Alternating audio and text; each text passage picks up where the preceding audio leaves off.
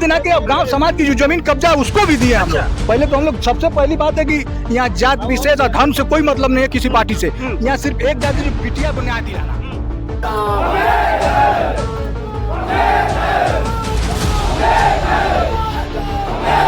घर पे बताइए, ऐसे तमाम लड़कियों के साथ हुआ है, लेकिन कोई लड़की आवाज इससे पहले भी हुआ है, इससे पहले हुआ, तमाम लड़कियों के साथ हुआ है, लेकिन आज जो है कि नहीं, ये लड़की आवाज उठाई, उस आवाज को हम लोग लेके चल रहे हैं।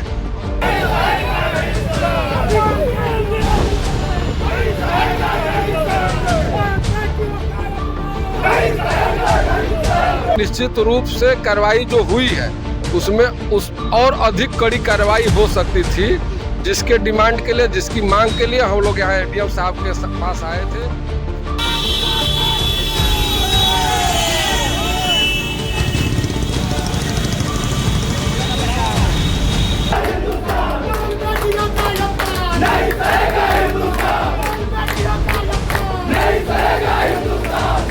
मतलब अगर यहाँ से बात नहीं बनती है तो आप लोग और ऊपर जाओ, और ऊपर तक जाएंगे, बिल्कुल जाएंगे। नमस्कार दोस्तों, मैं संतोष, आप सभी का स्वागत करता हूं भारत न्यूज। अभी हमारी मौजूदगी गाजीपुर जिला के सिराज तहसील में। मैं तस्वीरें दिखाना चाहता हूं, आप भीड़ देखिए। मैंने कुछ देर पहले आप लोगों को एक तस्वीरें दिखाई थी, जो कि उतरौली से लोग एक हुजूम बना करके सिराज तहसील पे आए थे। आखिर क्यों? विगत दिनों 10 तारीख को डालिम समिंग स्कूल रक्सा में एक बच्ची के साथ उसी स्कूल के प्रबंधक द्वारा छेड़खानी का मामला सामने आया था। हालांकि जैसे लगा कि मामला अब शांत हो जाएगा, लेकिन वो मामला शांत नहीं हुआ, क्योंकि गिरफ्तारी भी हुई थी। गिरफ्तारी होने के बावजूद भी उसके बाद उसको छोड़ दिया गया। आखिर क्यों? एक दिन बाद ही उस आरोपी को छोड़ दिया जाता है। उसके बाद लोगों ने सोचा कि क्यों ना उस बिटिया को इंसाफ दिलाया जाए। उसी को इंसाफ को लेकर के लोग तहसीलों पर आए हुए हैं। साथ देख करके आप लोग होगा कि ये किसी नेता की रैली होगी। क्या हुआ है आज? आप थोड़ा सा परिचय दीजिए। मैं जयप्रकाश पांडे, विश्व हिंदू महासंघ जिला उपाध्यक्ष, और मेरे बड़े भाई जगजीत सिंह नचक जी जिला अध्यक्ष। हम लोग ने आज एसडीएम साहब को इस बिटिया को न्याय दिलाने के लिए ज्ञापन दिया।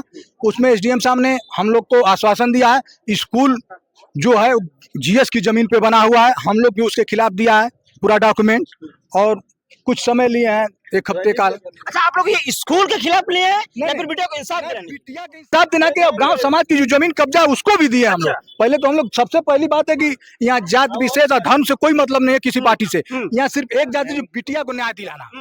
हम लोग बिटिया को न्याय दिलाने के लिए सब लोग इकट्ठा हुए हैं।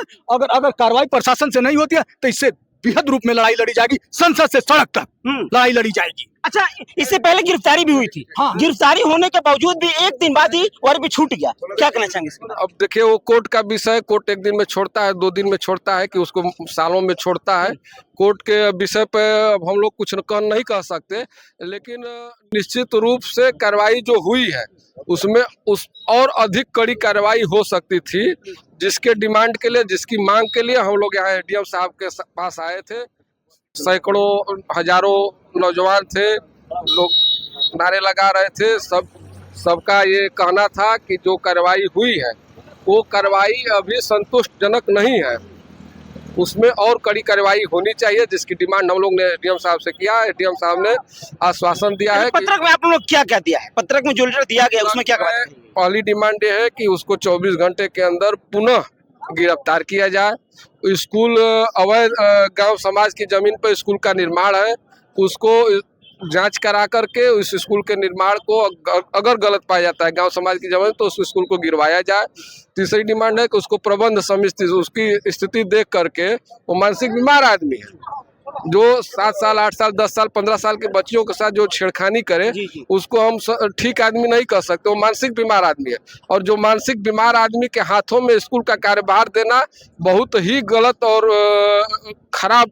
तत्काल नियमित करने की बात तत्काल उनसे हटा करके, प्रबंध समिति से उसको हटा करके डीवाईएस अपने हाथ में, उसकी प्रबंध समिति ले, उसके कार्यभार को अपने हाथों में ले।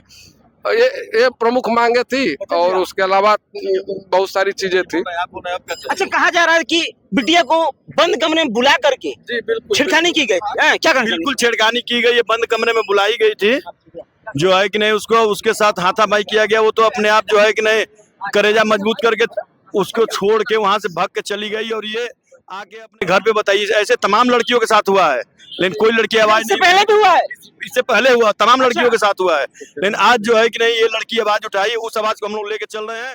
और एसडीएम साहब को जो है कि नहीं चेताया गया है कि अगर 2-4 दिन में कार्रवाई नहीं होगी तो हम और लोगों को लेके और ऊपर तक जाएंगे। ऊपर तक जाएंगे मतलब अगर यहाँ से बात नहीं बनती है तो हम तो ऊपर आप तक लोग जाएंगे। और ऊपर जाओ। और ऊपर तक जाएंगे, बिल्कुल जाएंगे।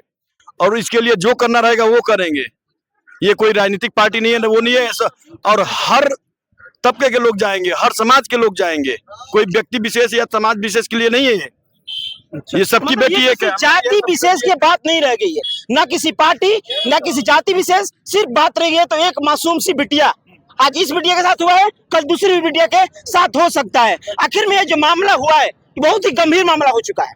जी मामला जितने भी हुआ ये गंभीर, क्या कहना चाहेंगे इसके बारे में? जी देखिए, किसी भी शिक्षा संस्थान में अगर ऐसी असभ्य घटना घटती है तो इसकी कड़ी से कड़ी निंदा होनी चाहिए। और मैं इस विषय पे बात करना चाहूँगा कि इतनी सरकार योजनाएं चला रही है, सरकार चला रही है बेटी पढ़ाओ बेटी बचाओ। बताइए, अगर ऐसे बेटी को बचाया जाएगा, अगर बेटी को तो लोग सब पढ़ा रहे हैं, लेकिन इस तरह की घटनाएं होगी और वो भी एक शिक्षण संस्थान के अंदर होगी, तो सोचिए इसका कितना दूरगामी परिणाम हो सकता है।